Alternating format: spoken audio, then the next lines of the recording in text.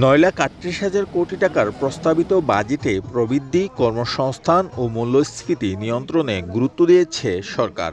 যদিও সবকিছুর আগে নিত্যপণ্যের দাম ক্রয়সীমার মধ্যে রাখা প্রয়োজন বলে মনে করেন সংযুক্ত আরব আমিরাত প্রবাসী বাংলাদেশিরা। আমাদের প্রবাসীদের কথা যেন মাথায় রাখে সরকার। ধন্যবাদ জানাচ্ছি প্রধানমন্ত্রী জনাব তারেক রহমানকে যে দেশ বিদেশে সবার জন্য একটা ভালো বাজেট উপহার দেওয়ার জন্য। প্রবাসীদের ব্যাপার যেন রাখেন, যে বাংলাদেশে গিয়ে তারা যেন একটা সহায়তা পান, যে কিছু করে বাকি জিন্দেগি তারা চলতে পারবে ফ্যামিলি নিয়ে, এই ধরনের ব্যবস্থা যেন সরকার রাখেন।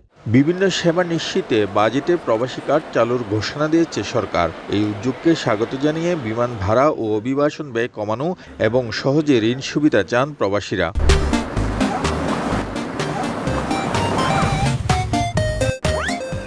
প্রবাসীদের ব্যাপারে তেমন কোনো উল্লেখযোগ্য উদ্যোগ দেখা যায়নি, এটা সঠিক। তবে এটা কতগুলি বাস্তবসম্মত কারণও আছে, কারণ বাংলাদেশের অর্থনীতির যে অবস্থা এবং ব্যাংকিং সেক্টরে যে বিশৃঙ্খলা, সরকারের জন্য সেটা একটি বড় চ্যালেঞ্জ। বিভিন্ন অর্থনীতিবিদ, টিআইবি সহ সবাই এই বাজেটকে কিন্তু স্বাগত জানিয়েছে। তো আমরা একজন প্রবাসী হিসাবেও আমরা সেই বাজেটকে আমরা স্বাগত জানাই। পাশাপাশি আমাদের প্রবাসীদের সে পুরানো কিছু দাবি দাবার সবসময় আমরা সম্পৃক্ত করতে চাই। বাজেট বাস্তবায়নের মাধ্যমে প্রকৃত ফল বোঝা যাবে বলেও মনে করেন প্রবাসীরা। শিবলাল সাদিক, সময় সংবাদ, সংযুক্ত আরব আমিরাত।